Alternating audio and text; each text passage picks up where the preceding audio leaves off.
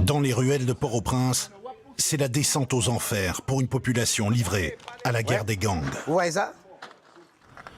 Au milieu des décombres, des restes humains n'ont même pas reçu de sépulture, nous dit cet homme. Le saccage est le fruit d'un énième règlement de compte entre bandes.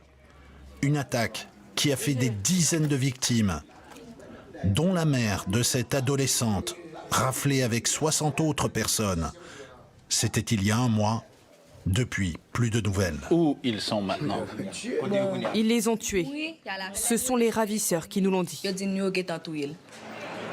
Port-au-Prince, capitale d'un pays sans président, il a été assassiné, sans État ou presque, où les gangs se sont appropriés toute la surface de l'agglomération, jusqu'au bidonville à flanc de colline. Chaque bande y impose sa loi, faite de raquettes et de rançonnages, qui approvisionne cette industrie du crime. Circuler d'un secteur à l'autre devient très périlleux. Vers la banlieue nord, la zone de Cité-Soleil est sous le contrôle de plusieurs groupes armés qui se font concurrence. Nous parvenons à négocier un passage. C'est votre territoire, vous dites? Des autres groupes ne peuvent pas venir ici? Non. Non. Les armes de guerre comme celle-ci se sont multipliées partout. Jusqu'au centre-ville, le poumon économique de la capitale haïtienne. Ici, c'est une autre bande qui gère tout. Son chef, le voici. Il faut faire attention maintenant. On le surnomme Barbecue. Attention, c'est un homme là. À la lisière de son fief, il a posté ses hommes de main. Il faut que tu sois plus sur tes gardes. Toi, là-bas, tu ne regardes pas assez ce qui se passe derrière toi. Mets-toi plus à couvert. Lui se présente comme un protecteur pour les populations qui vivent sur son territoire. Et il estime que le chaos qui règne dans le pays est la faute des politiques. Ici, dans nos quartiers, on ne voit pas l'État. Ils viennent jamais? Non. Ni pour l'eau, ni pour l'électricité? Il prétexte qu'il y a de l'insécurité. Tout ça, c'est de la foutaise. Je ne sais pas pourquoi vous nous appelez gang, mais nous autres, on n'est pas des gangs. On est un groupe armé. Je dis qu'on est un groupe armé parce qu'on ne viole pas, on ne kidnappe pas. On ne suit pas les gens pour le plaisir. Pour le plaisir, peut-être pas, mais les meurtres de sang-froid ne se comptent plus à Port-au-Prince. Ce matin, à la morgue, les corps de 2 nouvelles victimes de la violence armée sont préparés pour l'enterrement. Ils sont morts par balle? Oui. En fait, les bilans dépassent toute mesure. Comme en témoigne la vision horrible d'une vingtaine de cadavres entassés les uns sur les autres dans l'ancienne chambre froide dont l'électricité ne marche plus. Quant à la police, elle est elle-même victime de ces gangs qu'on recense par dizaines dans la capitale. Hier, il paraît que ça a beaucoup tiré. Ouais, c'est toujours comme ça. C'est toujours comme ça. Alors, réagir n'est pas facile. Bien inférieure en nombre, cette unité d'élite essaye pourtant de contre-attaquer. Notre objectif de ce matin, le voici. Une prière pour se donner du courage.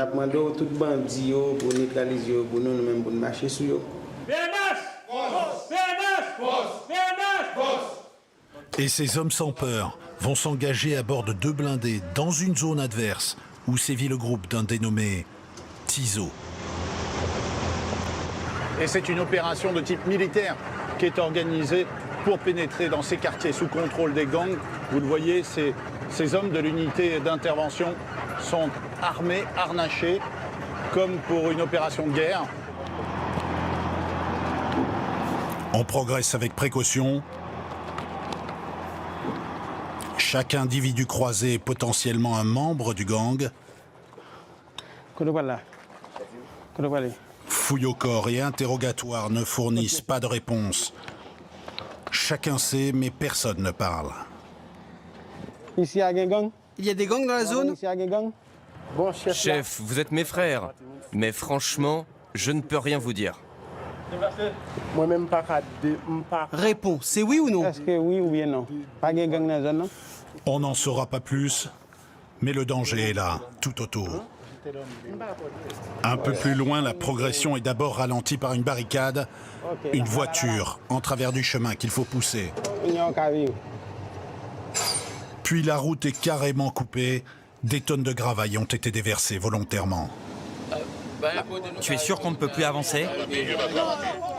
Impossible pour le blindé d'aller plus loin, en effet. C'est à pied qu'il va falloir progresser.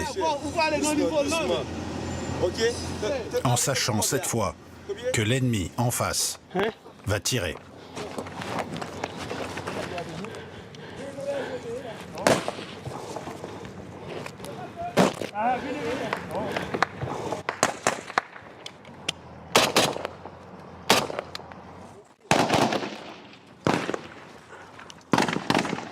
En quelques minutes, la confrontation tourne à l'avantage du gang. Très vite, il faut se replier. Allez, allez! On va te bouger, on va te bouger. Allez! Kembe. L'unité des SWAT doit battre en retraite car elle se fait contourner, prendre à revers. L'opération coup de poing, par ces hommes entraînés, a réussi à perturber la bande criminelle. Ok. Mais démonstration est faite que le rapport de force est décidément défavorable aux équipes de la police haïtienne. Allez. Vous pouvez pas avancer plus loin. Plus loin. Et là, ils sont des deux côtés, j'ai l'impression. Ouais. Ici, chez Tizo. Et ici. Bon, c'est Tizo en tout autour, quoi. Tout autour, oui. Une police qui fait ce qu'elle peut, mais qui voit certains de ses membres collaborer avec la pègre. Quand on sait que le chef de l'État en exercice n'a même pas bénéficié de protection lorsqu'il a été tué il y a moins de 2 ans, on comprend à quel point la loi du crime s'est emparée du pays le plus peuplé des Antilles. Depuis l'assassinat de son président, ce pays en voie de décomposition n'en finit plus de sombrer. Ici, plus aucune institution ne fonctionne correctement. Pour beaucoup, seule une intervention militaire internationale permettrait de sauver Haïti, une intervention qui serait de toute façon à haut risque vu la quantité d'armes concentrées sur ce petit territoire. Dans les ruelles de Port-au-Prince, c'est la descente aux enfers pour une population livrée à la guerre des gangs. Au milieu des décombres, des restes humains n'ont même pas reçu de sépulture, nous dit cet homme.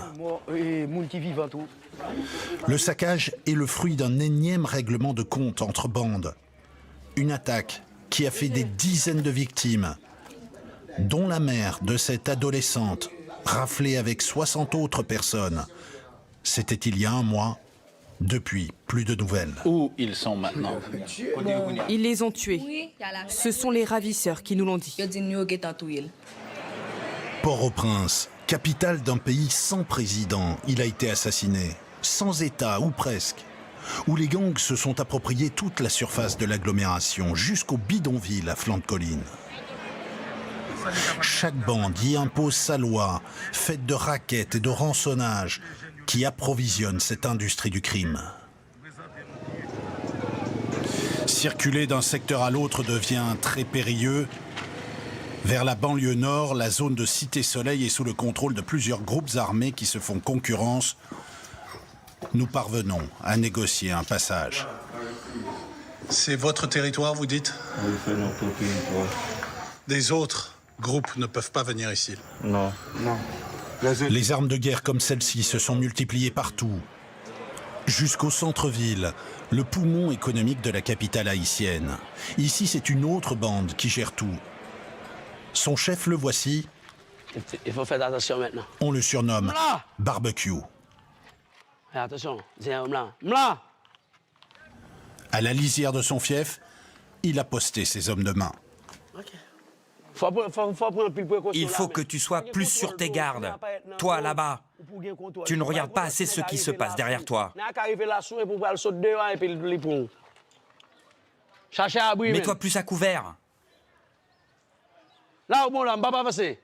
Lui se présente comme un protecteur pour les populations qui vivent sur son territoire. Et il estime que le chaos qui règne dans le pays est la faute des politiques. Ici, dans nos quartiers, on ne voit pas l'État. Ils viennent jamais. Non. Ni pour l'eau, ni pour l'électricité. Il prétexte qu'il y a de l'insécurité. Tout ça, c'est de la foutaise. Je ne sais pas pourquoi vous nous appelez gang, mais nous autres, on n'est pas des gangs. On est un groupe armé.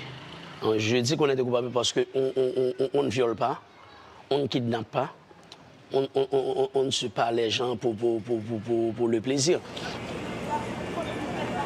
Pour le plaisir, peut-être pas, mais les meurtres de sang-froid ne se comptent plus à Port-au-Prince. Ce matin, à la morgue, les corps de 2 nouvelles victimes de la violence armée sont préparés pour l'enterrement. Ils sont morts par balle? Oui. En fait, les bilans dépassent toute mesure. Comme en témoigne la vision horrible d'une vingtaine de cadavres entassés les uns sur les autres dans l'ancienne chambre froide dont l'électricité ne marche plus. Quant à la police, elle est elle-même victime de ces gangs qu'on recense par dizaines dans la capitale. Hier, il paraît que ça a beaucoup tiré. Ouais, c'est toujours comme ça. C'est toujours comme ça. Alors, réagir n'est pas facile. Bien inférieure en nombre, cette unité d'élite essaye pourtant de contre-attaquer. Notre objectif de ce matin, le voici. Une prière pour se donner du courage.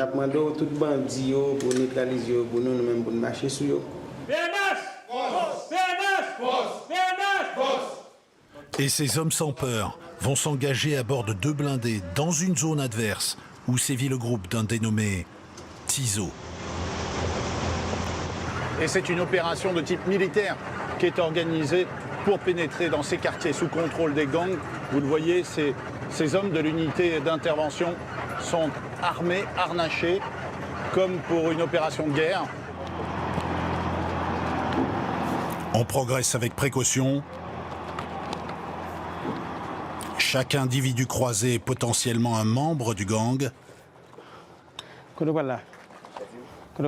Fouille au corps et interrogatoire ne fournissent pas de réponse.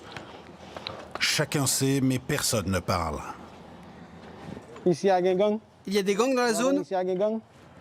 Chef, vous êtes mes frères, mais franchement, je ne peux rien vous dire. Réponds, c'est oui ou non? Est-ce que oui ou bien non? Pas de gang dans la zone, non? On n'en saura pas plus, mais le danger est là, tout autour. Un peu plus loin, la progression est d'abord ralentie par une barricade. Une voiture en travers du chemin qu'il faut pousser. Puis la route est carrément coupée.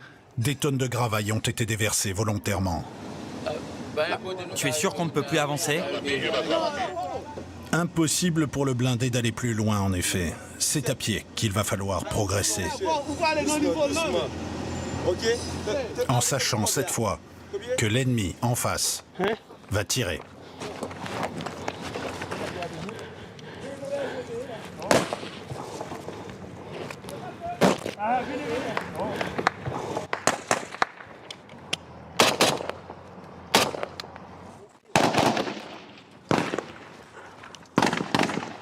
En quelques minutes, la confrontation tourne à l'avantage du gang.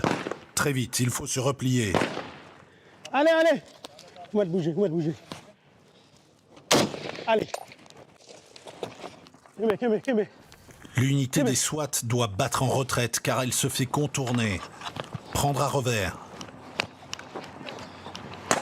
L'opération coup de poing, par ces hommes entraînés, a réussi à perturber la bande criminelle. Ok. Mais démonstration est faite que le rapport de force est décidément défavorable aux équipes de la police haïtienne. Allez.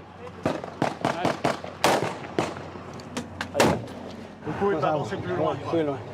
Et là, ils sont des deux côtés, j'ai l'impression. Ouais. Ici, chez Tizo. Et ici. Bon, c'est Tizo en tout. Autour, quoi. Autour, oui. Une police qui fait ce qu'elle peut, mais qui voit certains de ses membres collaborer avec la pègre. Quand on sait que le chef de l'État en exercice n'a même pas bénéficié de protection lorsqu'il a été tué il y a moins de 2 ans, on comprend à quel point la loi du crime s'est emparée du pays le plus peuplé des Antilles. Depuis l'assassinat de son président, ce pays en voie de décomposition n'en finit plus de sombrer. Ici, plus aucune institution ne fonctionne correctement. Pour beaucoup, seule une intervention militaire internationale permettrait de sauver Haïti, une intervention qui serait de toute façon à haut risque vu la quantité d'armes concentrées sur ce petit territoire.